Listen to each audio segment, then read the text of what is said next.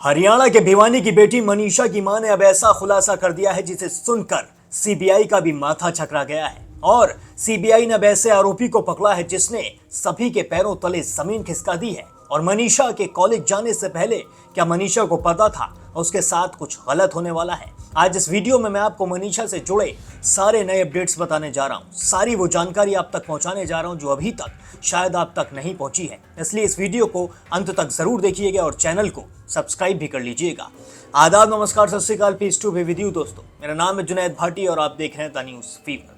जैसे कि आप सभी जानते हैं, भिवानी की बेटी मनीषा की मौत को लगभग 2 महीने का समय बीत चुका है, लेकिन अभी तक भी मनीषा के केस में कोई भी बड़ा अपडेट निकल कर सामने नहीं आ रहा था। यानी कि अभी तक भी किसी भी आरोपी को पकड़ा नहीं गया है और अभी तक भी ये सिद्ध नहीं हो सका है कि मनीषा के साथ सच में कुछ गलत हुआ है या फिर नहीं। जबकि पूरे हरियाणा को, पूरे देश को ये मालूम है कि मनीषा के साथ कुछ तो गलत हुआ है, क्योंकि मनीषा के साथ अगर गलत ना हुआ होता तो मनीषा की पोस्टमार्टम 3 बार ना कराया जाता। अगर मनीषा के साथ कुछ गलत ना हुआ होता तो मनीषा की जांच में सीबीआई की एंट्री ना होती।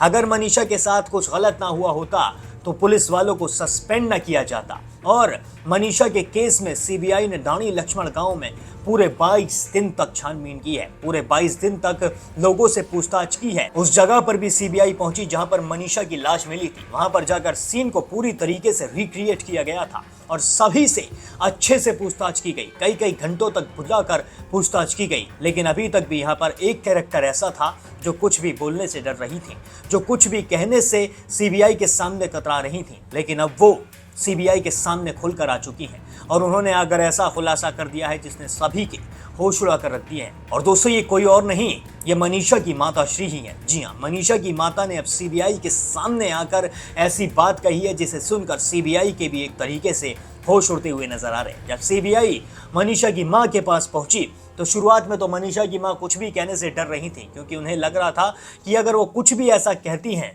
तो उनकी बेटी की बदनामी होगी, साथ में उनकी भी बदनामी होगी और उनके खानदान की भी बदनामी होगी। लेकिन मनीषा की मां के दिमाग में जब ये चीज़ आई कि जब तक वो कुछ बोलेंगी नहीं तब तक मनीषा को इंसाफ नहीं मिलेगा, क्योंकि समय इतना ज़्यादा हो चुका है और समय बढ़ता ही जा रहा है। जैसे जैसे समय बढ़ता जा रहा है वैसे वैसे ये भी खतरा बढ़ता जा रहा है कि ऐसा ना हो कि मनीषा को धीरे धीरे लोग भूल जाए, धीरे धीरे मनीषा की हत्या को लोग भुला दें। इसलिए मनीषा की माता अब खुद सीबीआई के सामने आई है। उन्होंने सीबीआई को बताया है कि मनीषा को पहले से ही डर था कि उसके साथ कुछ गलत होने वाला है। और जैसे ही सीबीआई ने ये सुना तुरंत उनके कान खड़े हो गए। मनीषा की माता ने कहा है कि मनीषा को ऐसा लगता था कि कोई तो उसके साथ कुछ गलत करने वाला है, क्योंकि जब वो कॉलेज के पास गई थी, यानी कि जब वो कॉलेज उससे पहले भी कभी गई होगी, तो उसने बताया था कि उसका कुछ लोग पीछा करते हैं, कुछ लोग उसे गलत नज़रों से देखते हैं। उसने अपनी माँ को बताया था, लेकिन उसकी माँ ने अभी तक भी यह खुलासा सबके सामने नहीं किया था।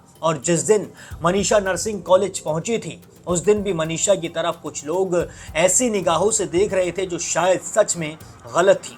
कुछ लोगों ने मनीषा का पीछा भी किया था और इसमें एक गार्ड भी शामिल है। जी हाँ, एक गार्ड को भी सीबीआई ने गिरफ्तार किया। सीबीआई ने उससे पकड़ा और सीबीआई ने जब उससे पूछा तो शुरुआत में तो उसने कुछ भी कहने से इनकार कर दिया, लेकिन जब सीबीआई ने सख्ती अपनाई, क्योंकि वो सीबीआई है भैया, वो बड़े बड़ों से सच उगलवा लेती है, तो ये तो फिर भी एक छोटा सा वॉचमैन था। वॉचमैन को जब पकड़ा तो वॉचमैन से जब सख्ती से पेश आया गया तो वॉचमैन ने कहा कि मुझसे कहा गया था उसका पीछा करने के लिए और जो भी सबूत है उन्हें मिटाने के लिए मुझसे कहा गया था।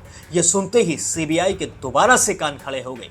सीबीआई ने सोचा कि सच में कॉलेज के अंदर ही कुछ हुआ है, क्योंकि कॉलेज की जो सीसीटीवी फुटेजेस थी वो भी पूरी तरीके से सीबीआई के पास नहीं आई थी। यानी कि सीबीआई को कॉलेज की तरफ से जो सीसीटीवी फुटेजेस मिली थी वो आधी अधूरी थी। जब सीबीआई ने कॉलेज से पूछा ये फुटेजेस पूरी क्यों नहीं है, सीसीटीवी की जो कवरेज है वो पूरी तरीके से क्यों नहीं हमें मिल रही है, तो इस पर कॉलेज ने कहा था कि कुछ टेक्निकल इश्यू होने के कारण वो सीसीटीवी फुटेजेस गायब हो गई हैं।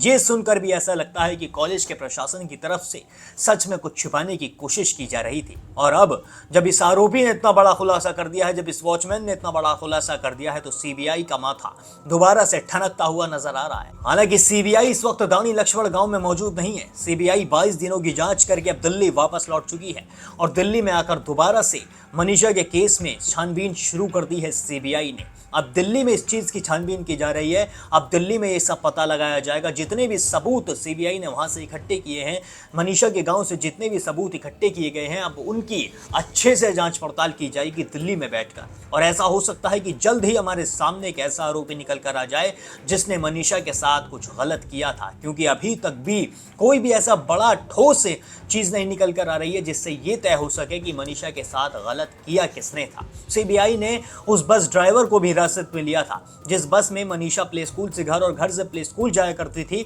उस बस ड्राइवर से भी काफी पूछताछ की गई थी, वो भी संदिग्ध पाया गया था। यानी कि बहुत सारी चीजें ऐसी हैं जिन्हें देखकर ऐसा बिल्कुल भी नहीं लग रहा है कि मनीषा ने कीटनाशक खाकर अपनी जान दी थी, जबकि शुरुआत में पुलिस से लेकर प्रशासन तक सब यही कहते हुए नजर आ रहे थे कि मनीषा ने अपनी जान जहर खाकर दी थी।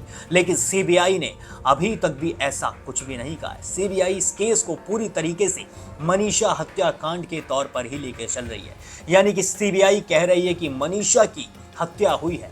जब सीबीआई उस पुलिस के पास पहुंची, यानी कि भिवानी पुलिस से जब सीबीआई ने पूछताछ की, जब भिवानी पुलिस से सीबीआई ने पूछा कि आपने भी इस केस में क्या सबूत छुपाए हैं, आपने भी सबूत मिटाने की कोशिश की है, तो भिवानी पुलिस के कुछ कांस्टेबल्स ने जो जवाब दिया वो भी सच में हैरान कर देने वाला है। भिवानी पुलिस के जो कांस्टेबल्स हैं जो सस्पेंड कर दिए गए हैं, उन्होंने कहा कि हमने कुछ सबूतों को इसलिए मिटाया था ताकि ये जो मुद्दा है, ये जो मनीषा का केस है, ज्यादा गर्मा गर्मी ना पकड़े। अगर हम उन सबूतों को ना मिटाते तो हरियाणा में कुछ बहुत बड़ा देखने को मिल जाता। हो सकता है कि पूरे हरियाणा को जला दिया जाता। लेकिन सीबीआई का इस पर यही कहना था कि सबूत मिटाने की कोई जरूरत नहीं थी। अगर उस बच्ची के साथ कुछ गलत हुआ तो आपको वो चीज सामने लानी थी, आपको किसी को बचाने की कोशिश नहीं करनी थी। और अब सीबीआई बहुत सख्ती से सभी के साथ पेश आती हुई नजर आ रही है। मनीषा की मां ने रो रो कर सीबीआई के सामने खुलासे किए हैं और सीबीआई अब सभी से दोबारा से हो सकता है, यानी कि मनीषा के पूरे परिवार से दोबारा से पूछताछ करने के लिए धानी लक्ष्मण गांव पहुंचे। और एक चीज का भी सबको इंतजार है, वो है तीसरी पोस्टमार्टम रिपोर्ट। मनीषा की तीसरी पोस्टमार्टम रिपोर्ट। मनीषा का तीसरी बार पोस्टमार्टम एम्स में हुआ था और एम्स की पोस्टमार्टम रिपोर्ट को अभी तक भी सार्वजनिक नहीं किया गया है। जिस दिन ये रिपोर्ट सार्वजनिक हो जाती है और इसके अंदर कुछ नया निकल कर आता है, उस दिन आप सोच लीजिएगा कि मनीषा को इंसाफ मिलने वाला है। क्योंकि जो दो पहले की पोस्टमार्टम रिपोर्ट्स थी उसमें कुछ भी ऐसा नहीं आया था जिससे यह तय हो सके कि मनीषा के साथ किसी ने कुछ गलत किया है। उसमें तो एक अलग ही कहानी बना दी गई थी। लेकिन अब तीसरी पोस्टमार्टम रिपोर्ट को 1 महीना हो चुका है, तीसरी पोस्टमार्टम रिपोर्ट आए हुए, लेकिन किसी को भी इस बारे में पता नहीं है कि उस पोस्टमार्टम रिपोर्ट में है क्या। मनीषा के परिवार तक को नहीं पता है कि तीसरी पोस्टमार्टम रिपोर्ट में क्या निकल कर आया है। बस सीबीआई जानती है या फिर एम्स के वो डॉक्टर जानते हैं जिन्होंने पोस्टमार्टम किया था, जिन्होंने पोस्टमार्टम रिपोर्ट निकाली है। और जिस दिन ये पोस्टमार्टम रिपोर्ट दुनिया के सामने आ जाती है, उस दिन मनीषा को इंसाफ मिलना और ज्यादा आसान हो जाएगा। इसलिए हमें सभी को इस पोस्टमार्टम रिपोर्ट का भी इंतजार है और उस आरोपी का भी इंतजार है जिस आरोपी को सीबीआई ने पकड़कर पूछताछ की है। और उस आरोपी से और तगड़ी तरीके से पूछताछ की जाए, हम ये भी चाहते हैं।